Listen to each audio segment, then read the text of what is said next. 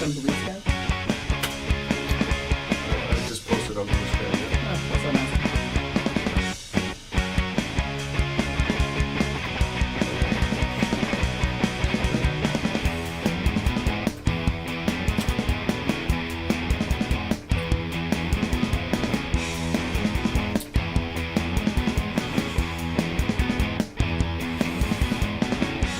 All right. Check, 1, 2. Okay.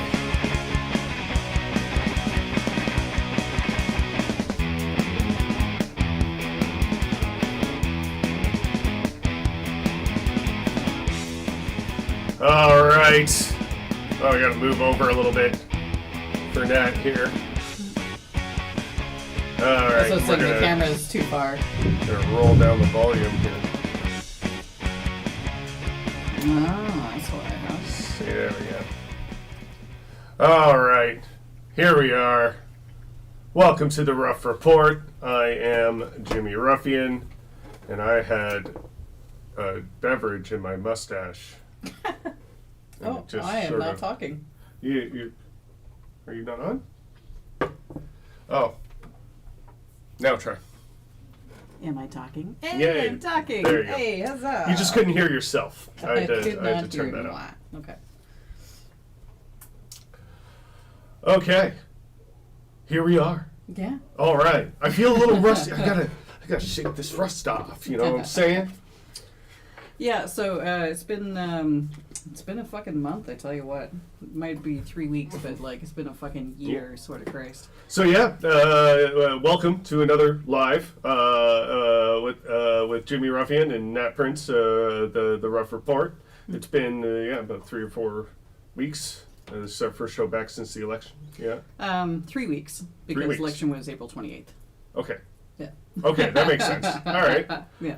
I have Okay. perceptions of time. Yeah, I have ideas of time. yeah. Nothing that sticks though. No. So yeah, lots has been happening. Most notably, of course, at last show we were talking about the impending, looming federal election, and so that went kind of what we expected, based on the polling since Carney took over as PM. Yeah. So as it stands today, I think they have either 171 or 170 seats. The way that it all came down, which is like just shy, just like a nose hair shy of a majority, because the majority they require 172 seats. Yes. The NDP was they lost their party status, so they unfortunately did. The Liberals ate their votes effectively. Enough people were concerned about the prospect of a Poilievre government that they just gave up on the NDP for the sake of protecting democracy for 4 more years. Is effectively the long and the short of it. We can go into reasons why, whether people are wrong, but at the end of the fucking day, it is what it is, man. So we wound up with the lesser of evils. I don't think that anyone on the left is like super stoked about the results. Because this is I mean, it's just the slightly less bad thing. I mean, it's the most obvious thing to say, but the most you can ever hope for out of this electoralism is that you're going to get something that is just slightly less bad at best. That's what you have to hope for, is less bad, because given the current literal current options, right? Yes, like there is no one who is platforming with enough support to say that things are going to be brilliant and we're going to actually invest. Mind you, okay, I'm being a little glib saying that because Carney did actually talk about investing in like actual government housing for the first time in billions of years, and so that is going to be, if it comes to pass, potentially very good. So I'm not the sort where it's like, oh, my team being the NDP, my team lost, so I'm going to shit on everything that all the other teams are doing. I'm not invested as much in my team as like what happens to the actual fucking country. And so Carney has promised some things. We'll see how she goes. I don't know. Like I don't feel good enough to be optimistic about it. But, you know, I also don't feel pessimistic enough to be like, everything's ruined, you know? Yeah, what was this that I was going to pull up here? I had a bunch of stuff on my phone. So, also speaking to this, so naturally, since Polyev lost, including his seat, which it was just delicious to watch, so of course we brought up the American-style electoral conspiracy theories of like, oh, it was rigged. That's not actually how it works with Elections Canada. The fact is that Polyev was so unpopular in his riding that he'd actually been the MP for 20 years, and the guy who replaced him did such a good job reaching out to folks in the Carleton riding over the past 2 years that you know, Polyev concerned himself with trying to, you know, just dunk on Trudeau. Yeah. Doubt he really paid attention to his own constituency that he already had very much. And that's the thing about Canadian politics is that to keep a seat, you have to actually win, right? So they're going to try and by-election him in Alberta, which makes sense because it seems like the Albertans are the only ones at this point who are like, you know, go Polyev. So he's currently seatless, and because he doesn't have a seat, he's not speaker, and so he's homeless. Yeah, which is fantastic, hilarious. Yeah, a very good outcome there. Mm-hmm. Yeah, like I said when I think I posted it on TikTok, the moment it was announced that Carney had won. Is that, this is not a celebration that the Liberals have won. Yeah. This is a celebration that the Conservatives have lost. Yeah. And so the extra losing of Polyev, not getting his own riding, and then having to run over to Alberta, you know, yeehaw, Canada. Yeah, like it can't happen just yet. There's still, like, with Canadian politics, with Elections Canada, there's a very particular, specific way that these things must happen. And so it's not that he can just say to the guy in Alberta, step down, I'm taking your seat. They have to actually run another election. Yep. And those things take time. So, it's just the conspiracy theories. Oh, and there's also like the longest ballot initiative. So they're basically a group of, a protest group who choose ridings in which to try to get as many people on the ballot as possible to protest against first past the post as a ridiculous system, because it is a ridiculous system. Yeah. And so because they targeted his riding with like 91 candidates, which some will say like, this is the longest ballot in Canadian history. No. We had some over the past year. I think it was in the GTA that was over 100. Feel free to tell me I'm wrong, but like, so they did plan to make it bigger than what it was, but it turned out to be like 91. Anywho, so even then, as much as of a hassle as that was, and it did actually make the counting go on a little bit longer for his specific riding, even though they actually started even though they actually started counting a little bit earlier to account for this, it was still very clear who won. Yeah. Because none of the protest candidates got anywhere near enough votes to show that, you know, they swayed the election one way or another. And it's not like a whole bunch of people like above or below Polyev's name got the vote. Same with Carney. That just didn't happen. Yeah. So any conspiracy theories around the longest ballot or around the election being stolen, because again, these are hand counted by multiple people, and every single riding, like every single poll station, legally is allowed to have scrutineers. And so people from any of the political parties can go and watch the votes. Like, watch the vote counting. You can't watch someone make their vote. That's but the vote counting, right? Yeah. So, this is not an American-style election where, you know, things are shadily happening in back rooms. And also, people also point out to, like, oh, well, the riding was remapped.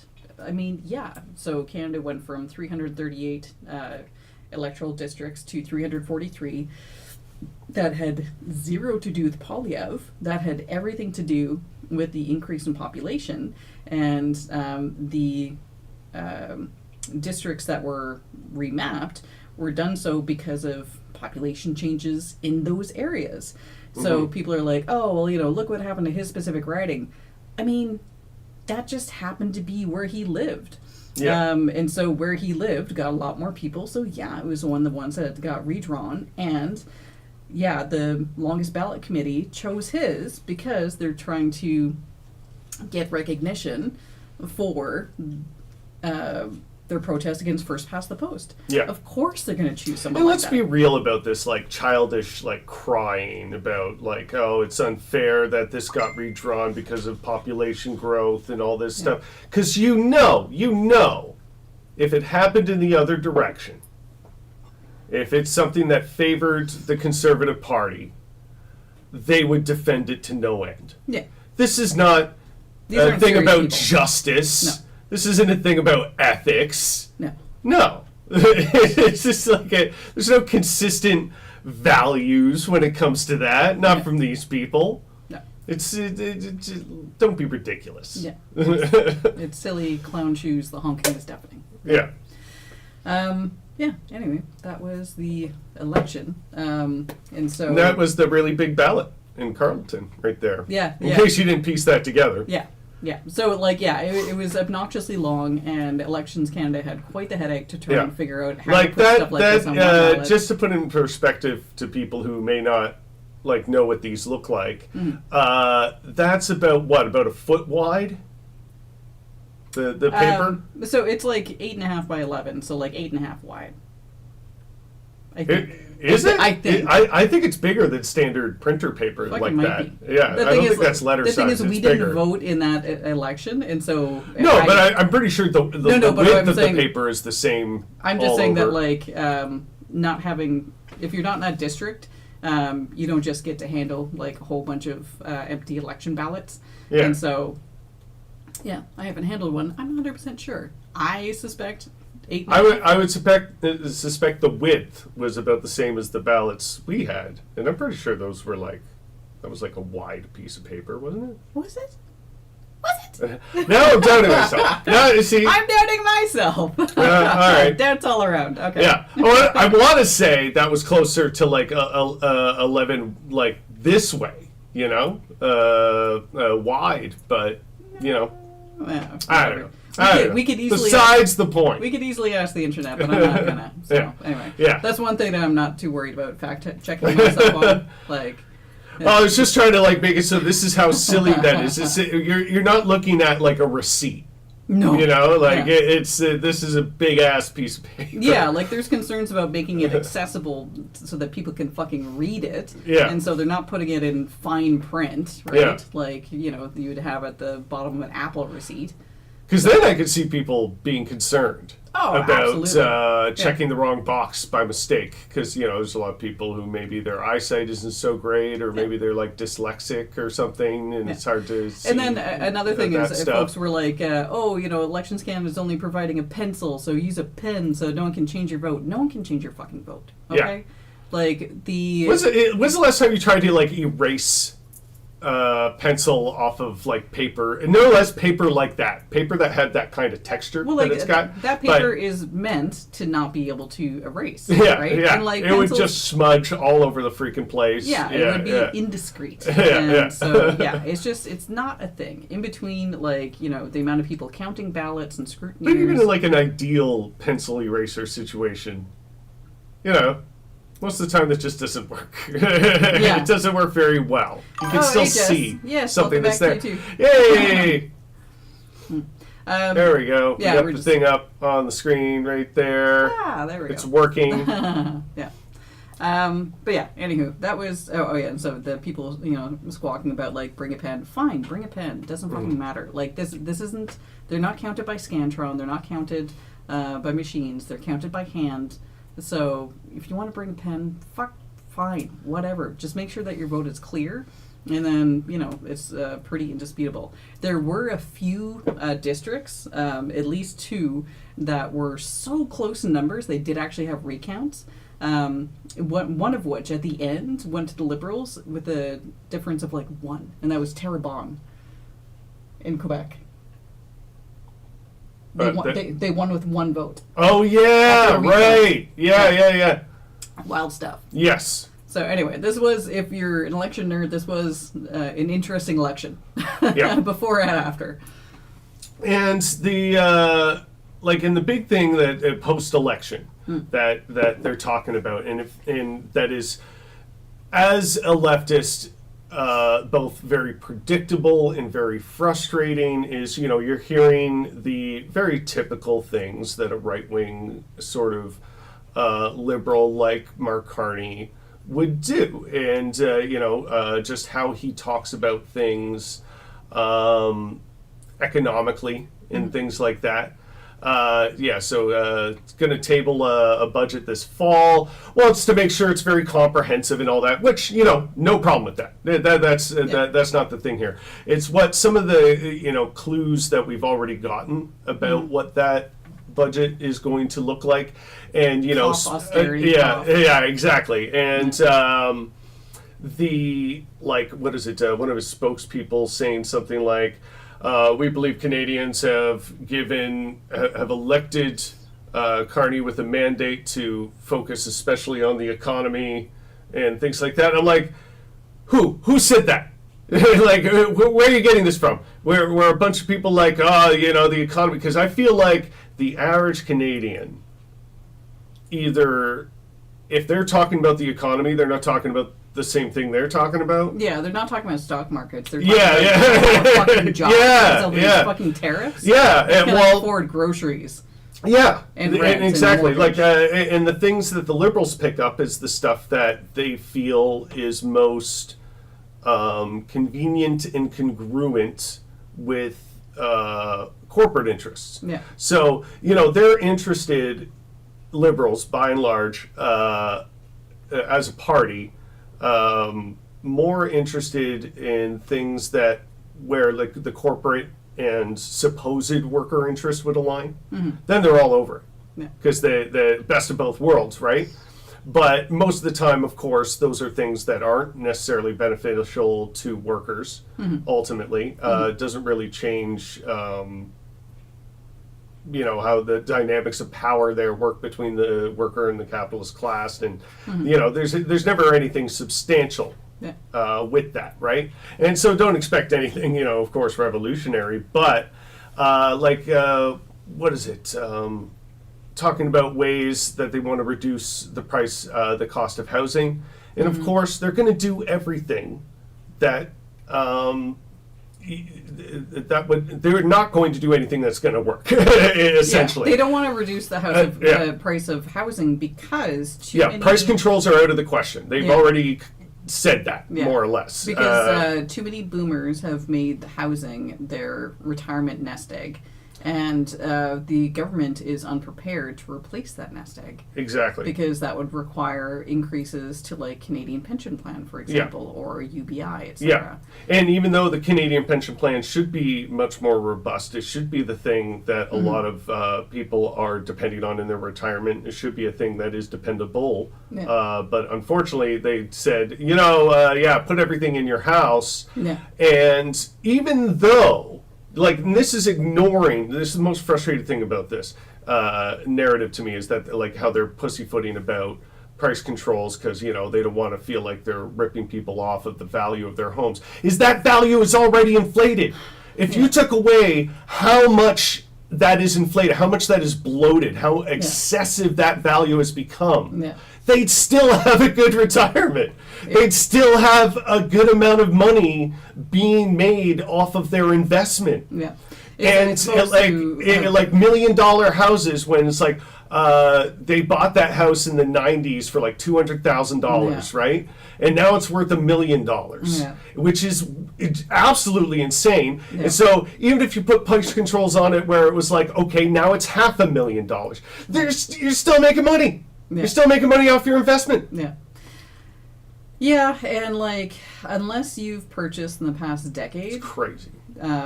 like I can understand that they don't want to fuck over everyone who purchased during COVID, but honestly, those people are kind of fucked anyways because they purchased when interest rates were at bottom, and now interest rates have gone up, and a lot of people are kind of fucked.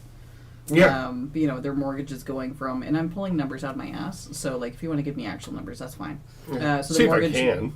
okay. Yeah, mortgage going from like 2,000 a month to 3,000 a month out of my ass. Okay, give me different numbers. That's okay. Was it like mortgage rates since COVID? Yeah, mortgage payments since COVID. Anyway, but anyhow, all that to say that the way that housing has been set up has always been set up to fail. It's been set up so that the current generation is fucked, and we won't fuck over older folks to protect the younger generation. So everything that our parents got to benefit from has been systematically disassembled and sold off for pennies on the dollar, and now we pay for it all, and we can go fuck ourselves. Yeah, I feel like I'm not getting anywhere with this. It's okay. Anyway, if someone wants to pop actual numbers, I'll believe you. Yeah. I'm not going to worry about it. We bought our house okay. There, Jess is saying we bought our house at the end of 2017. Our mortgage is about to go up like 1K. The value is up like 200K, but also so is every other house, so we couldn't sell to upgrade. We are happy to have a house, however, we are stuck here forever. Yeah, and that's the other thing for the millennials and younger Gen Xers, I guess, that have been able to buy homes and have been lucky enough to do that. They're not going to get the return on investment that the boomers are getting, but also that the older generations are getting. They are like, it's like you absolutely know that already. It's so frustrating. And also, like, there used to be, and I'm talking to if any younger folks are watching, used to be a time where there's a phrase called a starter home. You would purchase this starter home that is exactly meets your needs. And then as you have kids, build your family, grow wealth, etc., you would get a larger home. Mm-hmm. They don't even build fucking starter homes anymore. Yeah. And so, like, you're competing with, 50 people. And I pretty much was, like, raised in one my entire life. Huh. It was always the starter home. Yeah. Well, like, my ex-husband and I, we had a starter home. It was a 2-bedroom, like, under 800 square foot bungalow. And we bought that for $67,000 in 2004, and we sold it for, like, $109,000 in beginning of 2008 when we divorced. So, like, I've seen it myself. I've quasi-benefited from it myself. And so, like, I know what it is. But, fuck, like, I wouldn't even be able to afford that house nowadays. Not that the people living there would be able to afford to fucking sell unless they're going back to renting because they can't afford their mortgage. Like, shit's fucked. I just want a cozy little 2-bedroom cottage with a basement someplace, right? Yeah. I don't need much, but all that they're building is like these still either McMansions or fucking all these townhomes that have zero greenery and you'll bake in the fucking heat. Yeah. And the city planning of like the...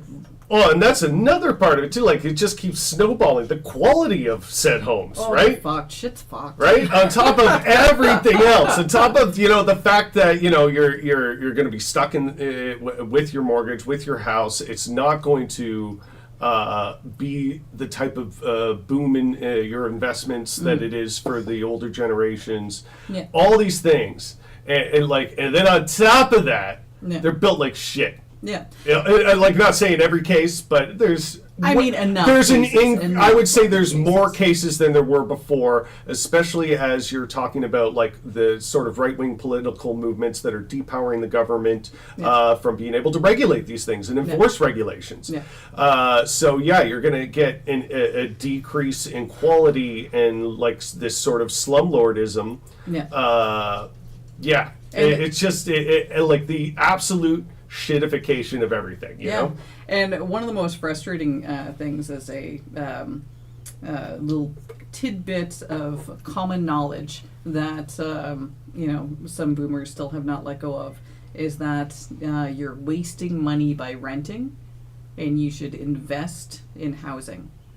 Bitch, like, rent used to be $250 a month. Yeah. Our rent in this place is over $2,200 a month. Yeah. Whence am I going to find the money? Are you assuming I'm going to Starbucks every day and buying a $7 latte every day? Mm-hmm. Like, if I had that kind of fucking money with my avocado toast, then yeah, maybe I could save up for like a down payment on a house. But even now, previously the down payment I saved was like $15,000, and that was more than sufficient. Could you fucking imagine the day today in the year of our Lord 2025 Be able to put a down payment on a house for only $15,000. Could you fucking imagine it? Oh. Like, yeah. I could practically have a fucking orgasm right now, you know? Just at the mere thought of it. Yeah. Yeah, it's just like, just a fucking crygasm. Absolutely. And my ex-husband was military, and so like the military took care of a lot of the housing costs on top of that. Oh, nice. Yes and no. Anyway, it's complicated. But I mean, I wouldn't say that's a great reason to join the military, but you know, it's better than a kick in the teeth on top of. Yeah, I wouldn't say else. it's a great reason to stay married, and so I fucking didn't. But live and learn. Rent is so much fucking more. Yeah, like when my ex-husband and I were saving up, legit splitting rent. I think rent was somewhere in the area of like $680 for us both. Right? So like Jesus. and that was for a 1-bedroom apartment in Gatineau / Hull. Yeah. So like where? Point me out. This okay, fucking so place. if rent has over tripled in cost, right? But how come wages haven't tripled? Because fuck you. Yeah. Fuck you. Evidently, fuck us. yes. Yeah. Yeah. That means, kids, for the past few decades, your money has gotten worth less. Yeah. Their money's gotten to be worth a lot more, but your money. In the things that you have access to in terms of making a living and what have you. Yeah. Like, I understand that a lot of my choices in life have led me to where I am now, which is, not... I mean, everybody could make better choices, right? Sure, but... So, historically, though, I could fuck around and actually, like, get back on my feet. Yeah. Yeah. Like, if today I were to, I don't know, wind up homeless, how the fuck do I come up with $5,000 first and last month's rent? Yeah. Right? Like, trying to get into the same kind of situation I'm in now, that's insurmountable. Yeah. How the fuck, right? Like, the best I can do is move from this place directly into another place. And also have to save up for moving costs. Because at this big old age, also, you can't afford to just buy everything new at a new place. Everything is more expensive. Fucking everything is more expensive. Yes. And so I need to transport the things I already fucking own. And that is goddamn expensive. And so it's to the point where... historically, and by historically I mean like 15 years ago, I did like moves within Toronto because that seemed like a reasonable fucking thing to do. But now it's to the point where like if I move someplace, it has to be worth moving to an entirely different fucking city. Right? Because this place is not falling down around us. Landlord's a bit of a schmuck, but like, he's not actively trying to kill us. Yeah. And so we just have to stay. until I have enough money from a new job, because like I work IT, and so I'm the person who makes the more money historically. Yep. So I need my next big job to make enough so that I can actually like afford to save up for us to move. Yeah. What are the other options? There are none. Other than to live under a fucking bridge. Well, yeah, I think you pretty well covered it all there. So yeah, essentially, like, yeah, what you're gonna get from a Carney government is not going to be anything that will be a hugely meaningful, impactful change. No. There are some things that are nice. I would definitely say, like, the getting rid of GST on first-time home buyers.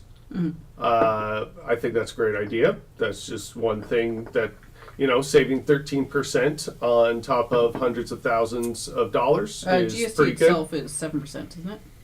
Yeah, yeah. Because it's HST and GST Yeah. that makes the taxes 13% Yes. on purchases. Yeah. You are correct Yes. about that. Yeah.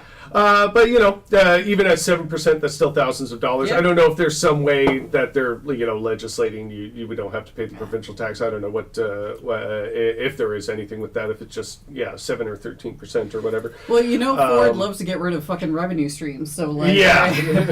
So home buyers, maybe. Yeah, but it's something I've always said is that if there's one tax that Canadian Conservatives in particular, I don't know about American ones so much in this case, but they do like the GST. They invented it. Mulrooney, PM, he was the one who put it in, No. and I've always more or less gathered that they like it because it's more akin to like a flat tax. Because everybody's got to pay it, whether you're rich, whether you're poor. Yeah. They got to kind of pay the same rate, which is sort of a right-wing libertarian fantasy in a lot of ways. So, yeah, I just always thought that was a conservative thing. Yeah. Yeah. Anywho, lots of other things happening in the world. We're about a little over halfway through. Let's move on to south of the border. So, there's so much shit happening that, like, honestly, us coming around once every 3 weeks, we're gonna miss most of it because shitting fucking shit. There's too goddamn much. Yeah. And that's not even touching on, Israel's uptick in attacks in Gaza and like the final stretch just wiped them the fuck off the face of the earth, which is horrifying. But without going into those details, So it turns out that. Like, buddy, you might have been informed, but like this guy, his cognitive decline and and of course, leave it to Trump to make your peers' cancer diagnosis about yourself. Yeah. That's the most Trumpian thing you can do. Yeah. Despite the fact that I think it's so hilarious to see liberals just, I don't know, so upset that Biden's got cancer, in the capacity of, you're not allowed to point out that he sucks anymore. They because do that for everything, though. Yeah, honestly, exactly. You're not allowed to point out that anyone sucks at anyone. Yeah, if they're dead or dying, they're suddenly like untouchable from scrutiny. And it's just personally, I find it hard to have an abundance of sympathy for a guy directly responsible for not only just the amount of death that's happened at the behest and assistance of the American government over the past few years in particular. Yeah. But, the complete... I don't know, propaganda, like there's just so much. Like I can't yeah, I can't be bothered to be upset about that. A guy like we that don't dying. have we I don't just have can't. fond memories of Joe, right? Like, yeah, It's not just like I inhaled like a dust bunny or something. There's something stuck to my I just microphone. so my opinion of Joe Biden kind of falls into the Simpsons episode of Marge Goes to Jail, where they unveil that statue of Jimmy Carter, and they're like, he's history's greatest monster, Malaise forever. Is that not the title? Malaise forever? Yeah. Is that what it said? Yeah, yeah. Yeah, so that makes me think of like Joe, right? Is that like he was a relief between Trumps, but like he didn't.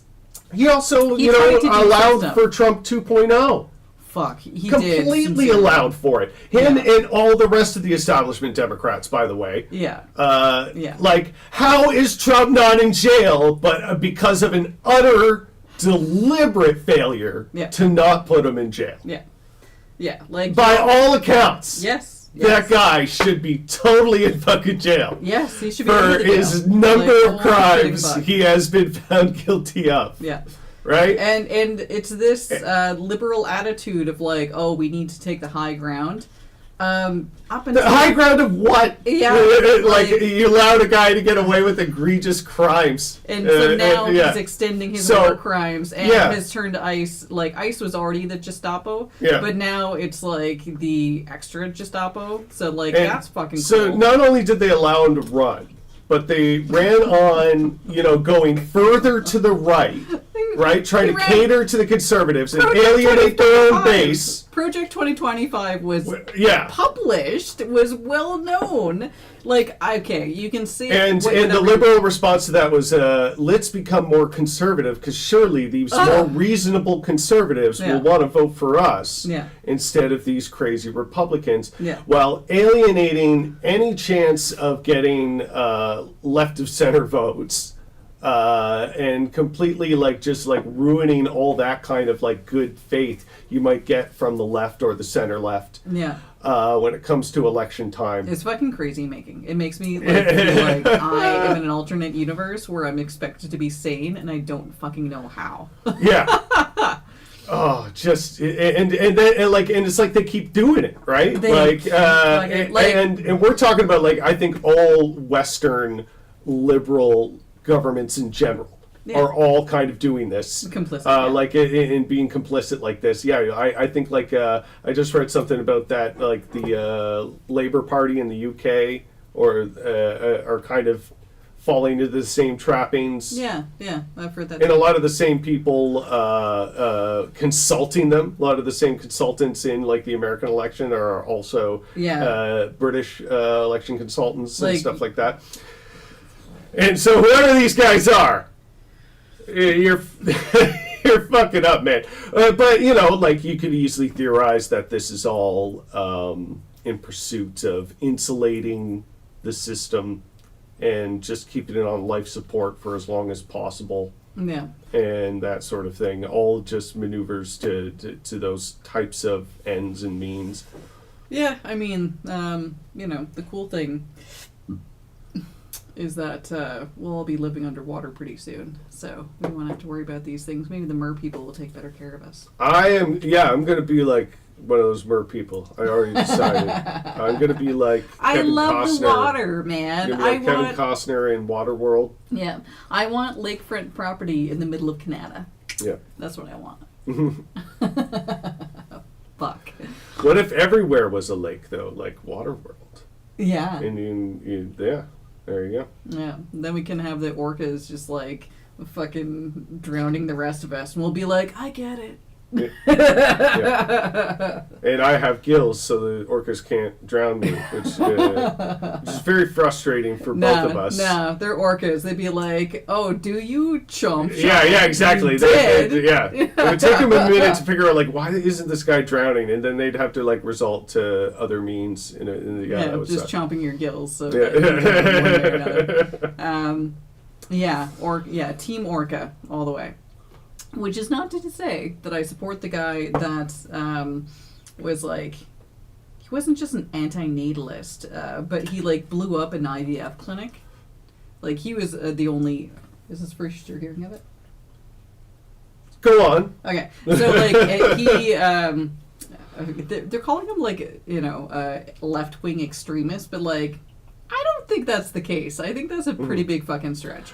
But, I think anti-natalism is you'll find more of it on the left, but I think there are right wing and left wing ways of looking at natalism. So. Anyway, TLDR. This dude took a truck bomb and blew up an IVF clinic. So it was the opposite of what we expected of attacking abortion clinics. He was attacking an IVF clinic. Yeah. And so why did I bring that up? Where was I going with that? I don't know. I was like, you go, girl. You just spin that thread. Anyway, it fucking happened. We didn't talk about this beforehand. Just unraveled. We didn't talk about it beforehand. We talked about very little going into the show. This just been so we've been. I've been exhausted. I've been trying to get ready for this show.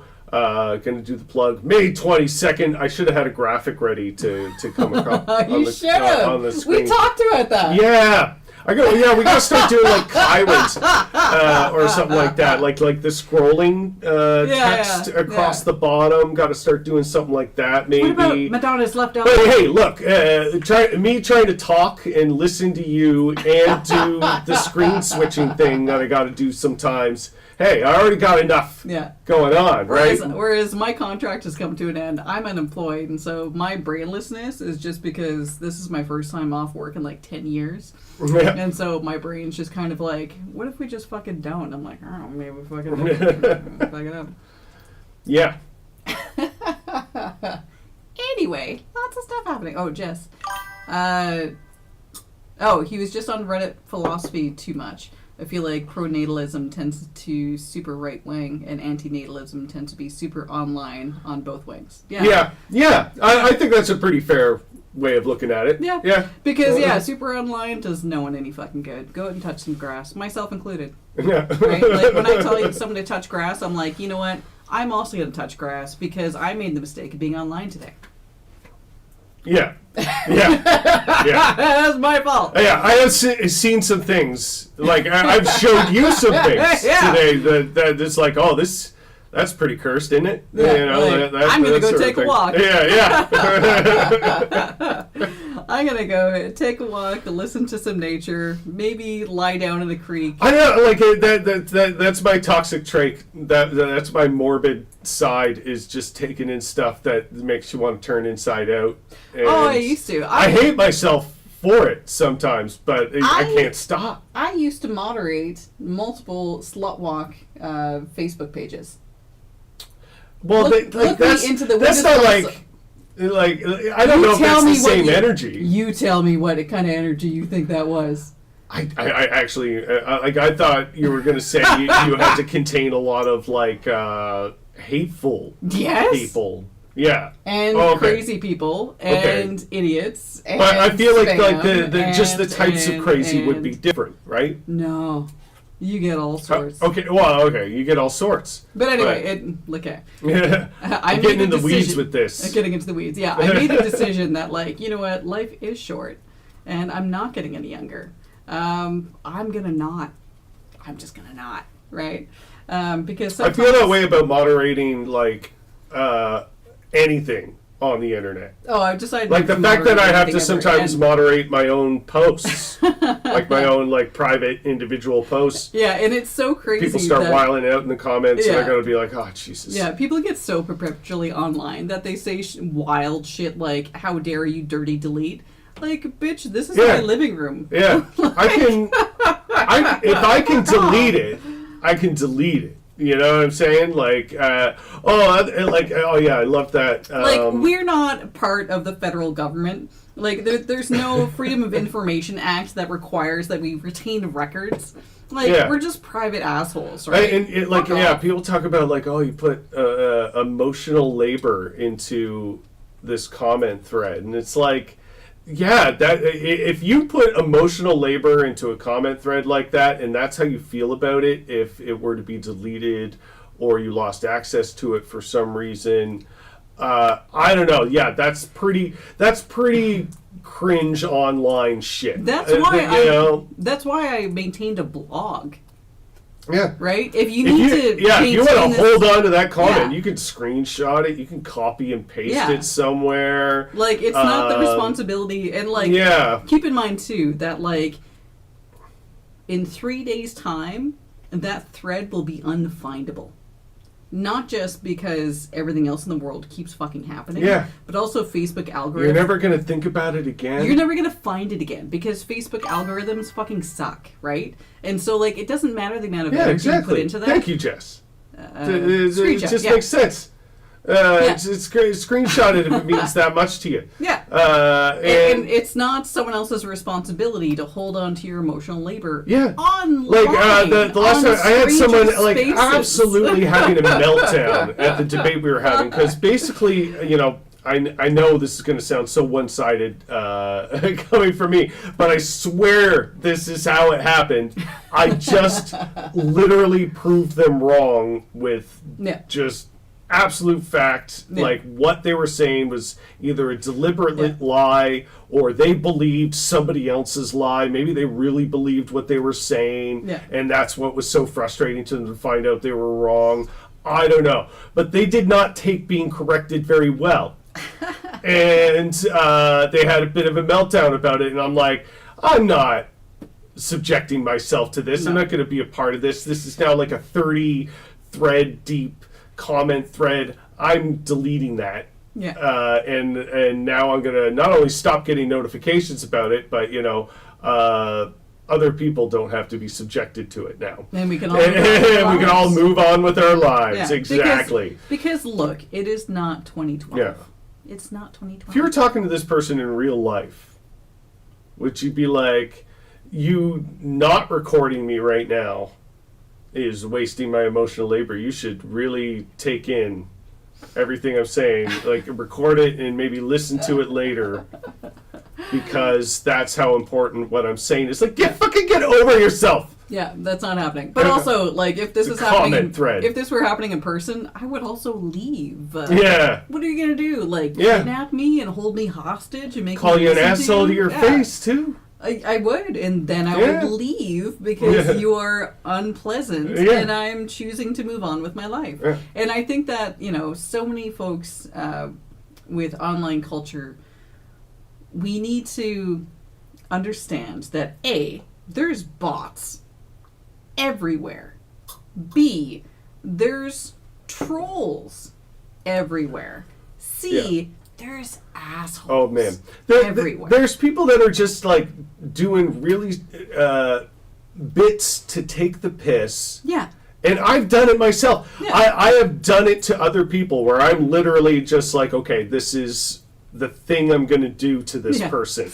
Yeah, you might and be this is the someone's bit sport. that I'm going to Yeah. play. Yeah. And I am literally like a cat with a mouse just batting it back and forth kind of Yeah. thing. Like, Yeah. like okay, if I just start acting like this, Yeah. I know this is the response I'm going to get from them. Yeah. And I find that really funny. And so I'll sometimes do that. And sometimes I've been the mark. Yeah. You know, I realize, oh, I'm caught up in someone else's bit. Yeah. And then you gotta admit, okay, they're doing a good bit, Yeah. right? Like you gotta And just be that's- like, well, hang on my face, right? Yeah.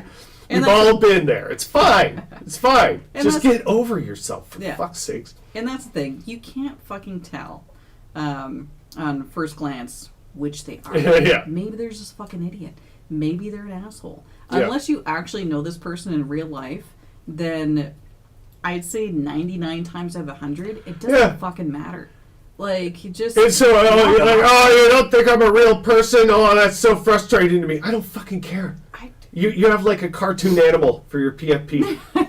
Like, I don't know you. And even, you if, know? even if I do know you, depending on like the app that we're in, if you change your profile photo and or your username, You're somebody don't else. know You're you yeah. You just completely changed your identity in every even, way. Like on Yeah. Facebook, even you're not allowed to change your name anymore, which really hurts Oh, my yeah. feelings because I used to really enjoy. I would change my name mid shit talking someone. I would change, like if they said I'm being mean, I would change my name to like, you know, Nat Meanie Pants Prince or something like that. Yeah. Just to take the piss, just because I could, right?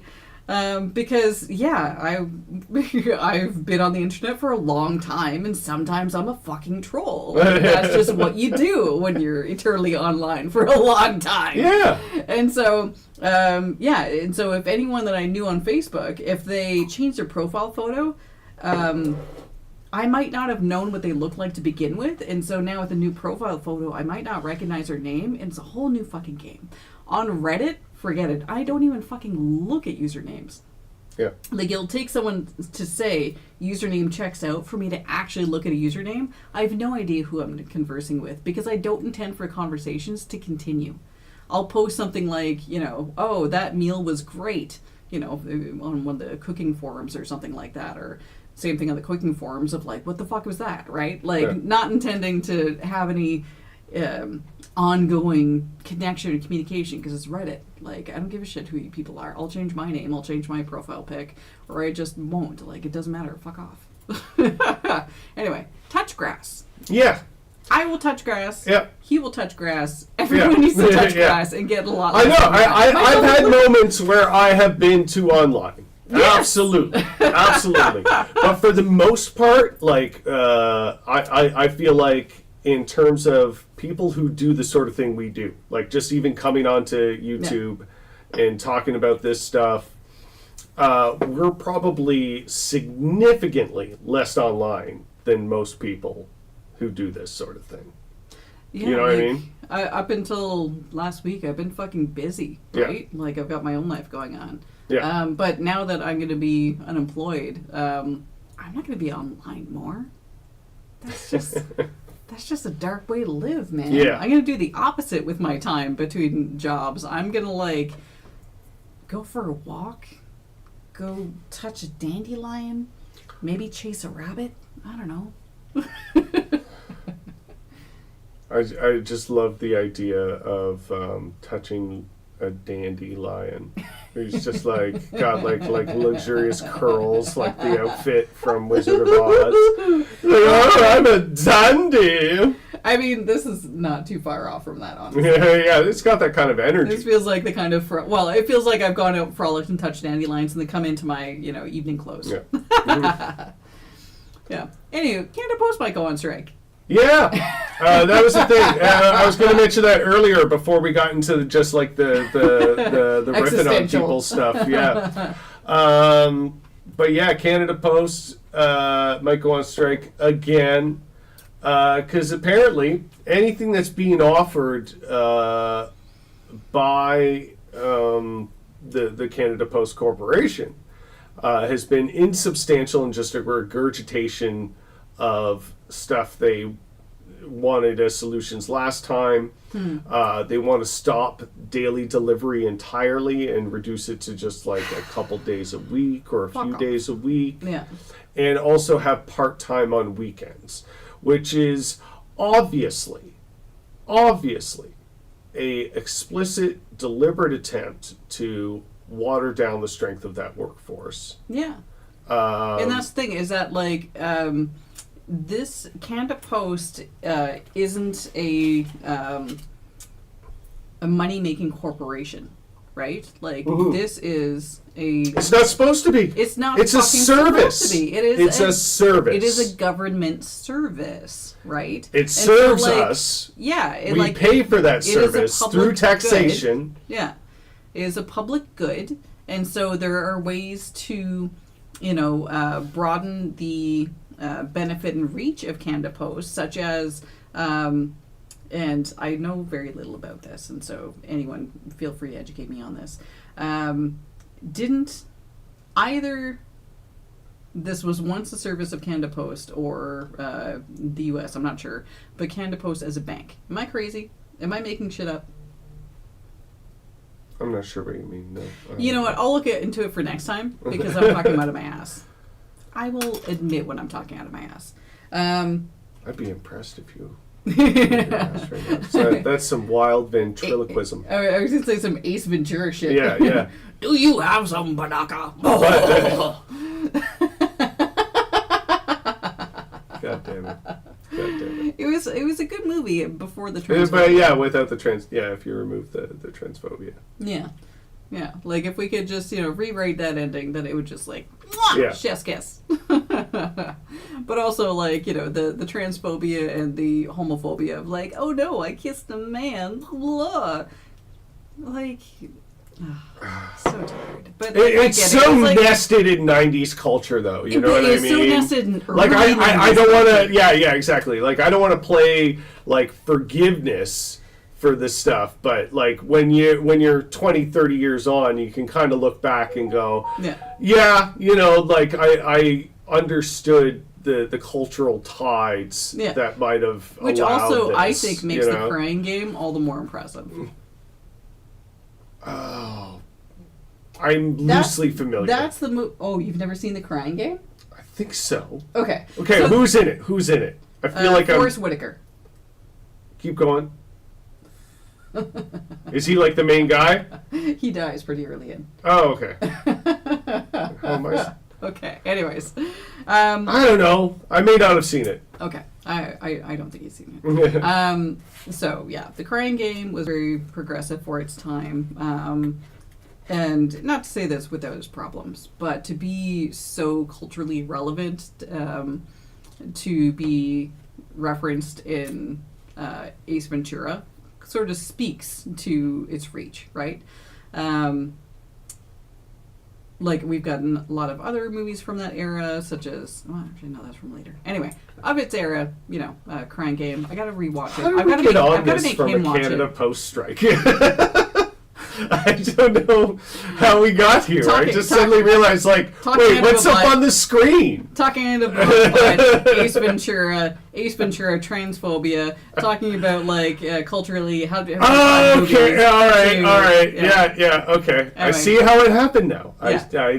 We, yeah. But at the same time, it doesn't really. This is the actually rough report, folks. All right. We don't rehearse. We might start. I'll have more time. Yeah, maybe. Fucking maybe. Yeah. We promise nothing. I love the nature of the show. There are things I would certainly like change about it. Like I've said this before on the show. I want to get that like chill living room atmosphere instead of the IKEA backdrop. Maybe we'll still have the IKEA backdrop somewhere there, but like have some like comfy loungy chairs and more camera angles. That would be what I would add. Yeah, well, Yeah. we'll have time. Tu Wong Fu came out 1 year after the Ace Ace Ventura. Ventura movie. Yeah. Yeah. And that movie what is was a the fucking gift. and what was that movie that John Lithgow was in when he played a trans woman named Roberta? And I think it was like a 1981 movie. And he was really acclaimed for playing that character because he did it so, respectfully. And, yeah. Okay, I'm very well versed. I am not just terminally online. I watched a lot of fucking cable as a kid. And by cable I mean satellite, but it doesn't matter. And so John Lithgow, this gal. That is, Yes. Thank God for Google's autocorrect. It knew what I was trying to say. kidding. What year was Hedwig and the Angry Inch? I feel like that was like late 90s. John Lithgow is Roberta Muldoon. Fucking who? The World According to Garp. Oh, I've is the actually never movie. seen The World According to Garp, and so Yeah. oh, it's Yeah. Just chimed in. yeah, I've never yeah. seen that movie, and so it makes sense that I wouldn't know. Yeah, and Robin Williams as well. Yes, I remember the scene I saw that made me aware of this movie's existence was actually fairly recently. So I would have been like you, just like a few weeks ago. But then I saw a scene clipped of this movie where Robin Williams is talking to John Lithgow's character Roberta, and and apparently it was really renowned in its time. Huh. Funny enough, Lithgow is now starting a new Harry Potter And I series. think that's why I saw it, is basically someone was trying to make the point like, hey, you played this great progressive role for its time, and you were thanked by a lot of trans people for that. Maybe you should think about that before signing on to a series created by J.K. Rowling, you know. Because honestly, like at this time in our lives, we can't discount either J.K. Rowling's transphobia or her impact, her negative impact on the trans community. Like, we can no longer say that, like, you know, yeah, she has a problematic views, but it doesn't affect the books that she wrote, but it actually does, right? Yeah. Because she makes a lot of fucking money, and she's going to continue making a lot of money and using that money against trans people, right? Because a rich transphobe has a lot more fucking reach than a transphobe without two dimes to rub together. 100%. 100%. So, like, it is worth telling folks like John Lithgow, like, maybe you're not online enough, which I think for Hollywood folks is completely valid. Like, Yeah. I imagine a lot of Hollywood folks purposefully are, like, not fucking online because everything online is just hateful and weird and shit. John Lithgow's come out saying that he needs to talk to Rowling because he doesn't understand the hate she gets. Oh, goodness, John, you cunt. Anyway, okay. Also, it could be... He like, honestly, there may be just straight up ignorance there. Yeah, Like, I was going to try to, like, you know... He may not be very online. He may not be very in tune. But you'd think, also, there'd be somebody... in his life. Around him. Yeah. Yeah, that would be like, yeah, this is what's up with that. Yeah. That's frustrating shit. Yeah. Anyway. But, you know, like, and some people have the perspective and they try and be, how you might say, a good influence? well, you know, yeah, wanting to be a good influence in a bad situation, but also, you know, they take that sort of professional approach amongst actors where it's like, well, you're an actor, you take the job and you act, right? Except he's been in this game too long and he's made too much fucking money. Like, unless you're in a literal... Yeah. Oh, shit, what's his name? Face Off, Con Air... Nick Cage, yeah, like where he you're owes in the government like so much money. Unless you're in a legitimate, literal Nick Cage situation where you need to take every single job thrown at you in order to, like, you know, get out of debt and out of debt with prison, then honestly, like, you're allowed. John Lithgow's got syndicated TV money. Like, it may not be like Seinfeld level money, but I mean, Third Rock from the Sun did well. Yeah. He's made, I'm sure, so much money in residuals from that and never fucking mind show. the, like, let dozens alone of Dexter. and like all the other movies he's been in. Footloose. Yeah. I don't know if he has like residuals on Footloose though. I don't know how that might have worked. Works. But I know with like the TV and stuff, he probably did get residuals. Yeah. Nick Cage commits to every single role. He does. Yes. Yes. And he's a master of his craft. Like I wasn't Truly. I wasn't poo-pooing Nick Cage. I was just speaking honestly about his like economic motivations for like the choices that he made during that very specific period. I feel like Nick Cage always like perfectly understands what he's in and what he and knows how to play to it. Yeah. Yeah.